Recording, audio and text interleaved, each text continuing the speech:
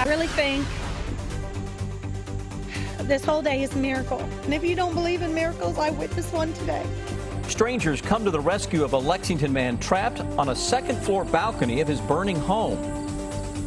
A touching tribute today as hundreds turn out to say goodbye to a fallen Kentucky State Trooper. His procession at one point was 10 miles long. We're in Hardin County with the final farewell. I've got a car here blocking the road. And we're seeing video from a southern Kentucky school bus involved in a road rage case. Tracking, alerting, protecting. This is WKYT News at 5. Quite a dramatic scene in Lexington today as strangers rescued a man from his burning home. Someone passing by spotted the man trapped on a second-floor balcony at home on Leestown Road near Masterson Station. Now investigators are trying to determine if the fire was intentionally set. WKYT's Hillary Thornton talked to the homeowner in our top story at 5. The building behind me, he called home, is destroyed, but 68-year-old Clarence Woodrum says he is thankful to be alive and thankful to be reunited with several of his pets. Meanwhile, investigators are trying to figure out if the fire that did kill some of his animals is the result of some sort of disagreement. Woodrum says just before flames overtook the building, he overheard the housekeeper and her boyfriend arguing. He says that altercation included threats from the boyfriend about setting the home on fire. Woodrum says shortly after that, he found himself trapped on his second-story balcony as the home filled with smoke and flames. Thankfully, some quick-thinking neighbors and folks passing by noticed the fire and jumped in to help, including grabbing a ladder in the yard and a garden hose, bringing Woodrum to safety, but unfortunately leaving 8 pets behind. I live here by myself, and them were my children, and I love my animals. Knowing what many animals mean to their owners, firefighters searched the home, and after having to revive 2 dogs, the 68-year-old was reunited with several of his pets. Anytime that there's a happy reunion, something like that, if we can make that possible, I mean, that's why we're here, and that certainly is a good morale booster for us too. In total, firefighters were able to save 5 dogs. Unfortunately, 2 dogs and 1 cat did not survive the fire. In Lexington, Hillary Thornton, WKYT. The Red Cross was on scene to help Woodrum. They were able to get in contact with some of his family members who he will now stay with. A final farewell today for a Kentucky State Trooper killed in the line of duty. Joseph Cameron Ponder was murdered during a traffic stop last weekend, Sunday night, in Lyon County. Hundreds of law enforcement officers from around the country attended his funeral today in Hardin County. And from Sky First, you can see the long processional from the church to the cemetery. People lining that route, saluting Trooper Ponder's body as it passed by. Our Victor Puente has more from Hardin County.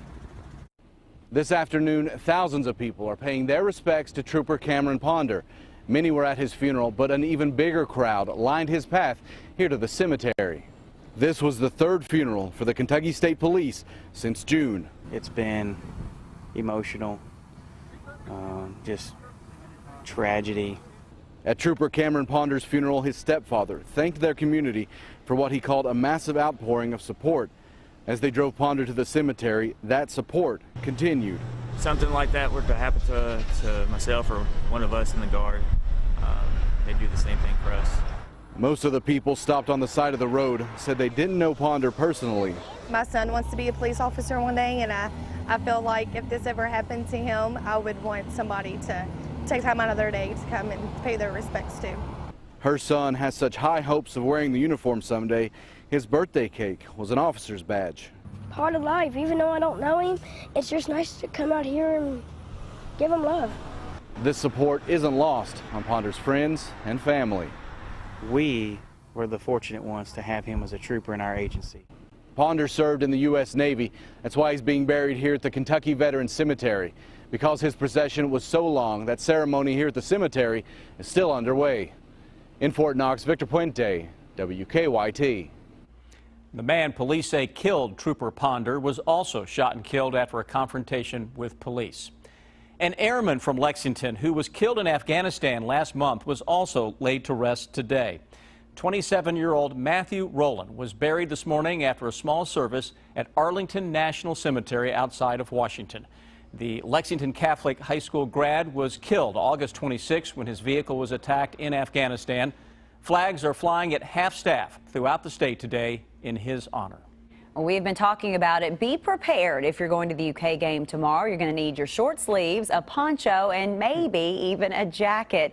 WKYT Chief Meteorologist Chris Bailey is in the First Alert Weather Center. Chris, it sounds like fans could see some big changes between tailgating and the fourth quarter. Yeah, without question tomorrow. We are seeing those changes now already beginning to show up on our Friday ahead of the cold front that blows into town for tomorrow afternoon. Right now, we are dealing with an increase in clouds across parts of central Kentucky. That Lexington Skycam showing those clouds that are beginning to come on into town. A lot of temperatures that are into the low 80s now into most of central and eastern Kentucky. And if you're heading out this evening, nothing that is showing up on your live First Alert Defender. Cold front is off to our west and northwest. That will have the chance for some showers and thunderstorms with it as it blows in here as we go into the afternoon and evening tomorrow. You notice those showers and storms are still well out to our west across parts of the Plain States. Heading out to the UK game tomorrow, Amber was just kind of giving you a little bit of a breakdown.